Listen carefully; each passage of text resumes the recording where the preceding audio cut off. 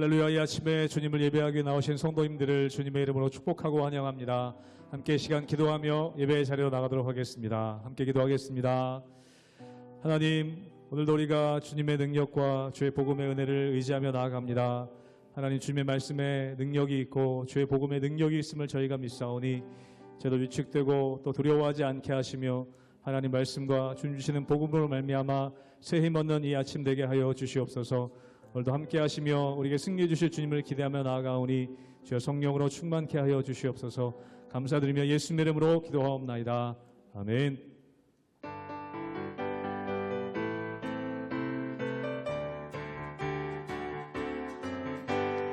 흑암에 사는 백성들을 보라. 수많은 심령 멸망하겠네. 그 누가 갈까? 주의 복음 들고 생명을 구원하는 곳으로. 큰 권세 주께 있으니, 큰 권세 주께 있으니, 너는 가서 주의 복음 전하라. 주가 너 항상 지키리라. 구원의 문은 넓게 열렸으니 십자가 군병 일어나거라. 너희의 힘을 하나로 뭉쳐서 죄악의 쇠사슬을 끊어라. 큰 권세 주께 있으니, 큰 권세 주께 있으니, 너는 가서 주의 복음 전하라. 주가 너 항상 지키리라. 왜 너는 멸망기를 가려느냐? 주 음성 듣고 응답하여라. 널 구원하려 예수 죽었으니 생명의 참된 복음 전하라. 큰 권세 주께 있으니, 큰 권세 주께 있으니, 너는 가서 주의 복음 전하라. 주가 너 항상 지키리라. 온 천하 만민 승리의 그날에 영광과 찬송 주께 드리네. 속죄와 비버 구원받았으니 기쁘게 할렐루야 부르세. 큰 권세 주께 있으니, 큰 권세 주께 있으니, 너는 가서 주의 복음 전하라. 주가 너 항상 사절 한번 노력하겠습니다.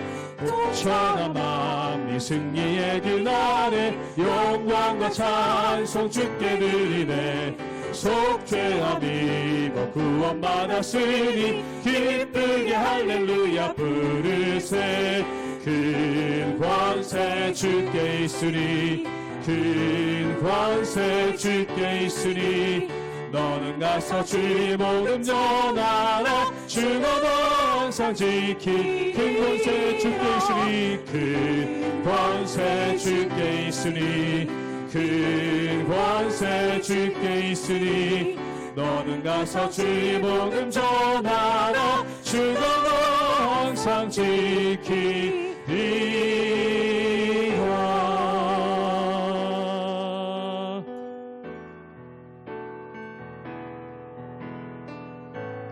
민족의 가슴마다 피 묻은 그리스도를 심어 이 땅에 부르고 부른 그리스도의 계절이 오게 하소서. 오게 하소서. 이 땅에 하나님의 나라가 이루어지게 하옵소서.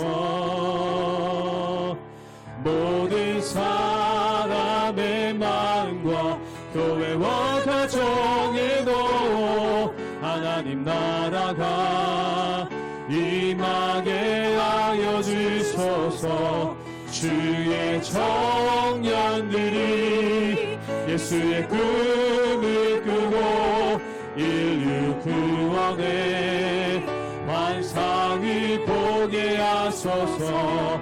한 손에 복음 들고 한 손에 사랑을 들고 온 땅 구석 누비는 나라 되게 하소서. 민족의 가슴마다 민족의 가슴마다 피 묻은 그리스도를 심어 이 땅에 푸르고 푸른 그리스도의 계절이 오게 하소서. 오게 하소서. 이 땅에 하나님의 나라가 이루어지게 하옵소서. 모든 사람의 마음과 교회와 가정에도 하나님 나라가 임하게 하여 주소서. 주의 청년들이 예수의 꿈을 꾸고 인류 구원의 환상을 보게 하소서.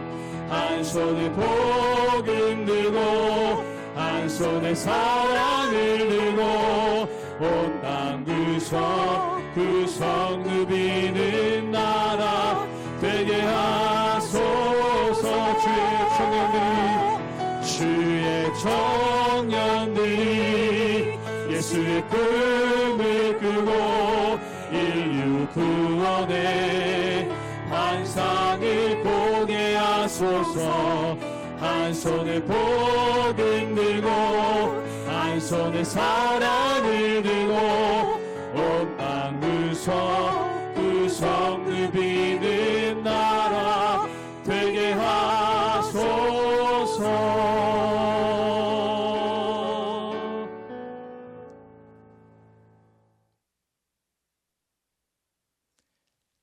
할렐루야. 오늘도 살아서 역사하시며 또 우리 가운데 하나님의 생명의 말씀을 주시는 우리 주님을 찬양합니다.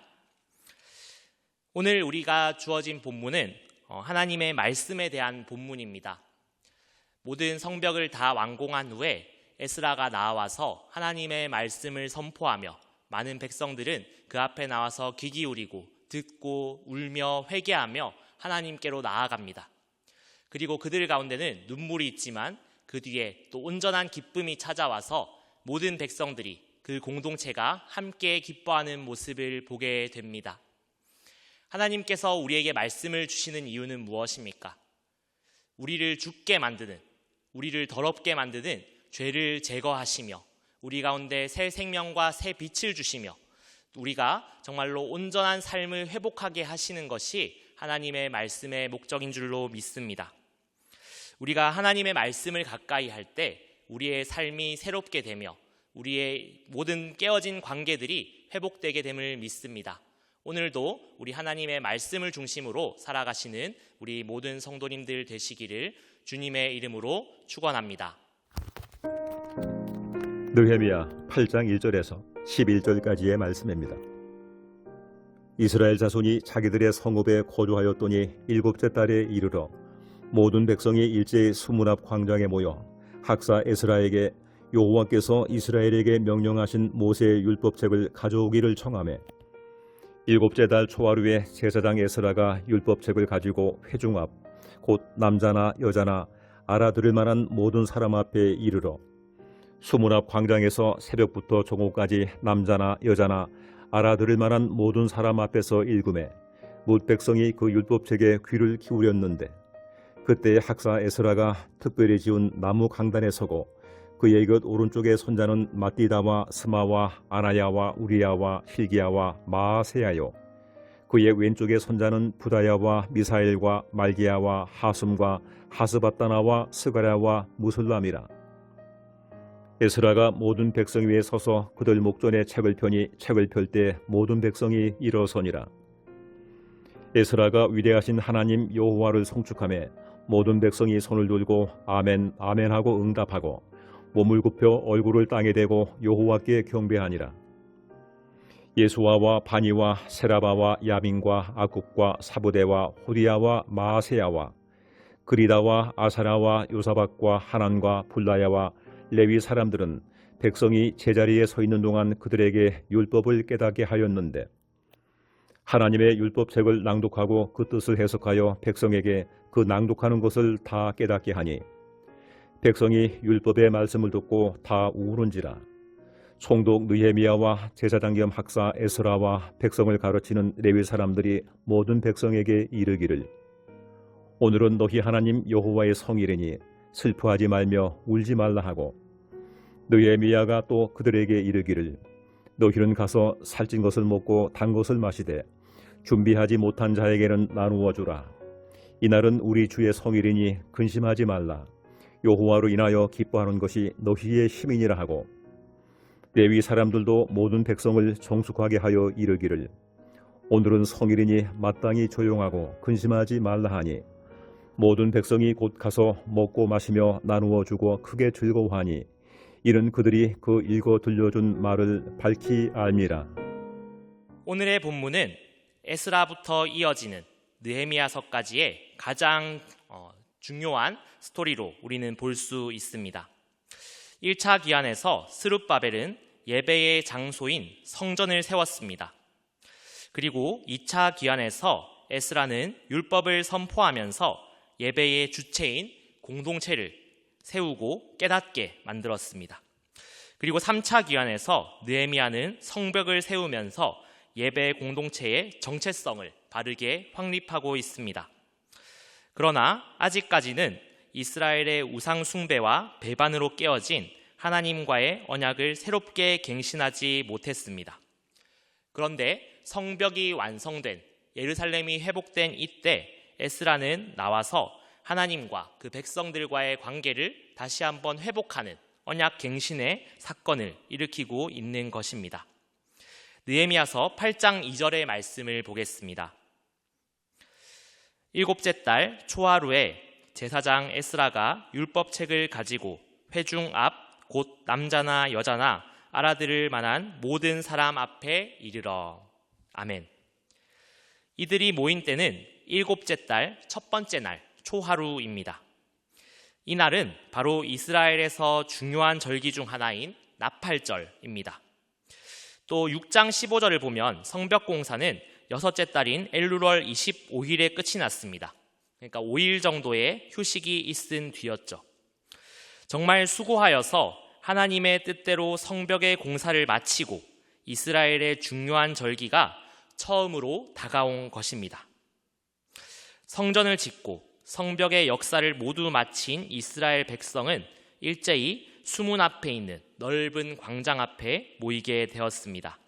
느헤미야서 8장 3절의 말씀을 저희가 함께 보도록 하겠습니다. 수문 앞 광장에서 새벽부터 정오까지 남자나 여자나 알아들을 만한 모든 사람 앞에서 읽음에 뭇 백성이 그 율법책에 귀를 기울였는데. 아멘. 이들이 모인 곳은 전통적으로 백성들이 하나님의 말씀을 듣기 위해서 모이던 회막이나 성전 앞이 아니었습니다. 아마 스룹바벨의 작은 성전 뜰에서는 이처럼 많은 사람들이 모이기가 현실적으로 쉽지 않았을 수도 있습니다.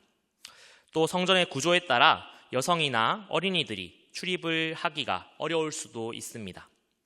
그런데 이들이 모여있는 광장은 남녀노소 누구나 다 하나님의 말씀 선포를 들을 수 있는 공간이었고 그들이 일상에서 더욱 쉽게 접하는 공간이었습니다.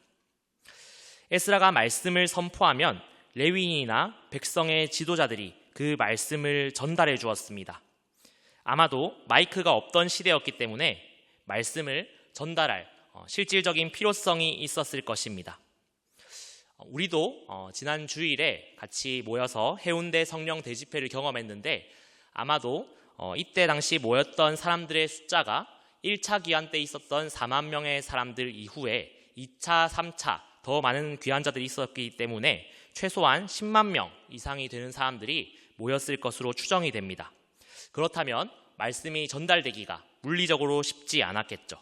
그래서 이 사람들이, 리더들이 에스라의 말씀을 전달하는 것을 보게 됩니다.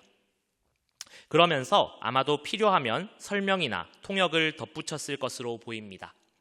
많은 사람들이 바벨론과 페르시아에 살면서 율법과 히브리어를 잊었을 것이기 때문에 아마도 이러한 과정이 필요했을 것입니다. 성벽 재건이라는 큰 일을 마치고 사람들이 다 모여서 가장 처음으로 한 것이 바로 이 하나님의 말씀을 선포하는 일, 그리고 하나님의 말씀을 듣는 일이라는 것은 우리에게도 굉장히 큰 하나님의 말씀에 대한 강조점을 주고 있습니다. 그리고 그것을 듣고 회개하는, 그 회개의 눈물을 흘리는 장면들을 우리는 보게 됩니다. 하나님의 말씀을 들었을 때 우리 가운데 가장 먼저 나타나는 반응은 무엇입니까? 바로 회개죠. 그리고 눈물입니다. 느헤미야서 8장 9절의 말씀을 함께 보도록 하겠습니다. 백성이 율법의 말씀을 듣고 다 우는지라. 총독 느헤미야와 제사장 겸 학사 에스라와 백성을 가르치는 레위 사람들이 모든 백성에게 이르기를 오늘은 너희 하나님 여호와의 성일이니 슬퍼하지 말며 울지 말라 하고. 아멘. 하나님의 말씀은 우리의 내면 가장 깊은 곳에 있는 죄까지도 찌르고 들추시기 때문에 우리는 그 하나님의 말씀을 들을 때 자신을 낮추고 눈물을 흘리며 회개할 수밖에 없는 것입니다. 저 역시 하나님의 말씀을 들을 때마다 그러한 경험들을 하고 있습니다.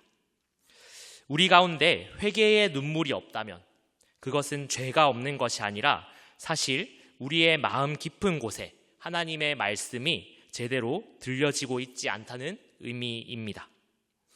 느헤미야서 8장 12절의 말씀을 함께 보도록 하겠습니다. 모든 백성이 곧 가서 먹고 마시며 나누어 주고 크게 즐거워하니 이는 그들이 그 읽어 들려준 말을 밝히 알미라. 아멘. 하나님의 말씀을 거의 하루 종일 들었던 사람들의 반응은 또한 어떻습니까? 하나님의 말씀을 들으면서 울며 회개하며 하나님께로 나아갔던 사람들은 그 말씀의 집회가 끝난 후에 돌아가서 먹고 마시며 그것을 기뻐합니다. 그리고 그것을 나누어 주었다라고 오늘 말씀에서도 말하고 있습니다. 레위기 23장과 신명기 16장의 말씀을 보면 나팔절에 축제를 벌이며 기뻐하라 라고 말하고 있습니다.